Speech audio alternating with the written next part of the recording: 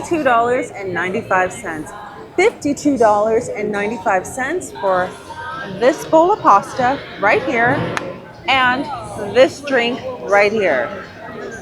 I'm at Italy at Park MGM, and this bowl of pasta right here and this drink right here cost me $52.95. Yeah, and we wonder why we see a lot of empty restaurants and restaurants going out of businesses and, restaurants like across the board. And we've seen this in many different situations because what is going on right now within the restaurant industry is so interesting.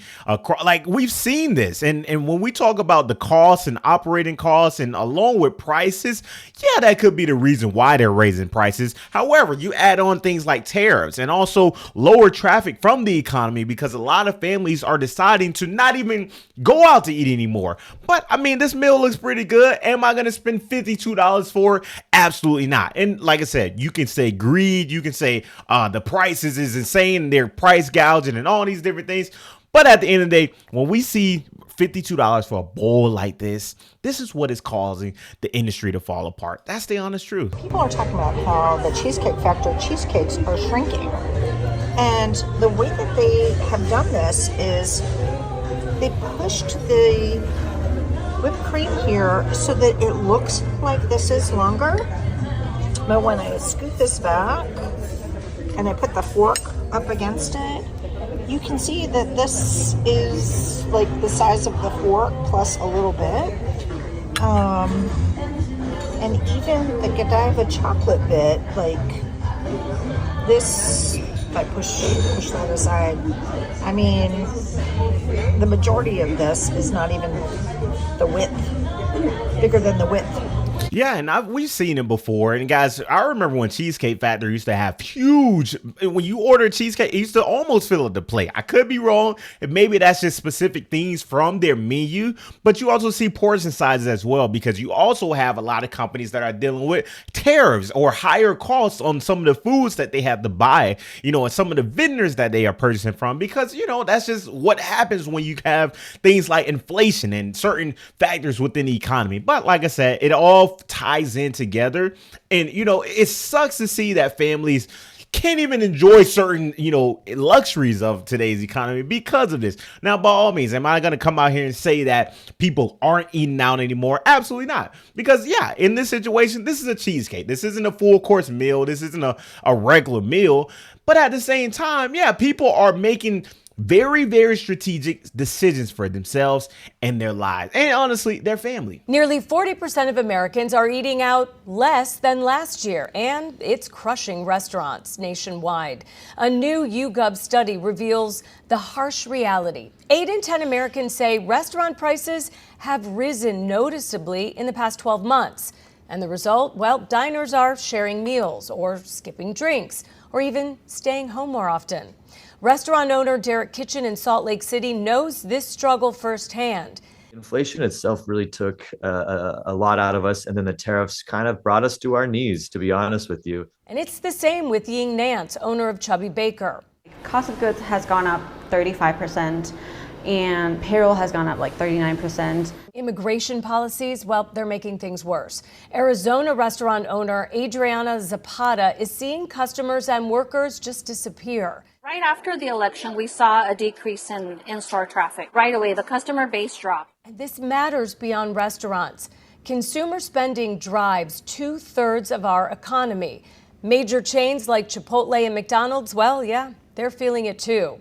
So as the holiday season approaches, will you be dining out to support your local restaurants?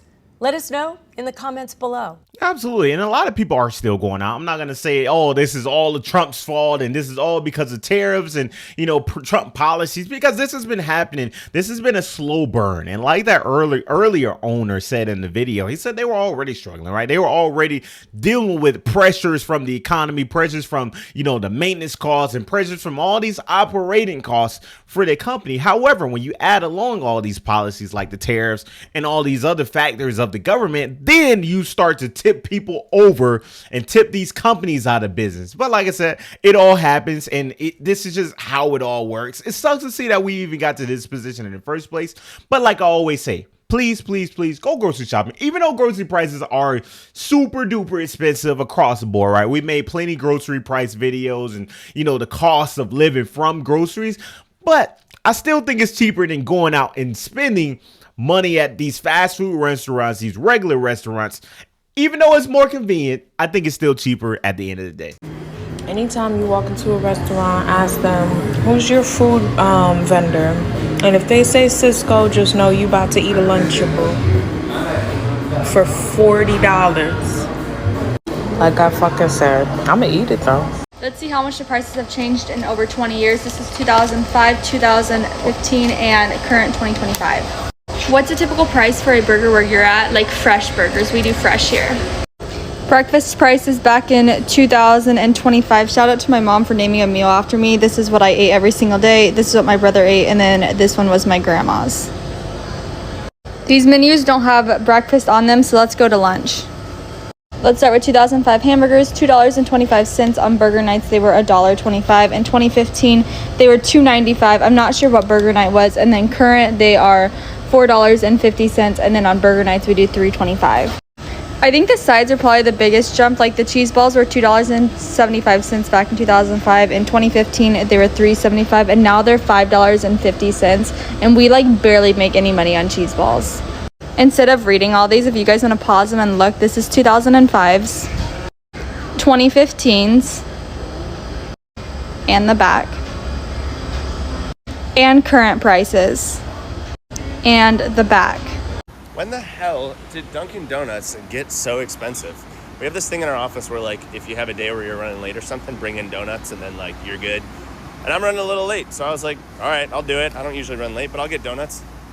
So I get to the checkout counter and I'm like, yeah, 2 dozen and a coffee, please. Thinking, like, $1 a donut, $24, $3 coffee, 27 plus tax, $30 max.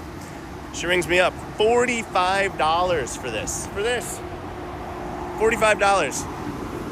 News to me, looks like I'll never be late again. Do you know what pisses me off? Back in 2005, this $20 bill could buy you 11 Crunchwrap Supremes from Taco Bell. Do you know how many you could buy now in 2025 with this $20 bill? Let me show you.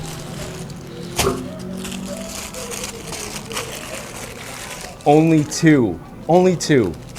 This entire stack right here cost me $84 with tax. Can someone please tell me how this is possible? It's possible because of inflation. It's also possible because people are still buying these different things, right? It's all based on supply and demand. And when you see companies raise prices like Taco Bell, when you see companies raise prices like some of these other restaurants within the field, and they still have customers lining up in their drive-thrus, and you still have customers lining up at McDonald's, even though they're complaining about the prices and they say, oh, this prices suck and it's crazy, and companies gotta be better and stop price gouging and stop being greedy. Even though we can point out and say all these different things, people are still buying it. So guess what? When you have people still buying it, yeah, they're going to continue to raise the prices. They're going to continue to do the same things over and over again because, yeah, you're still making money.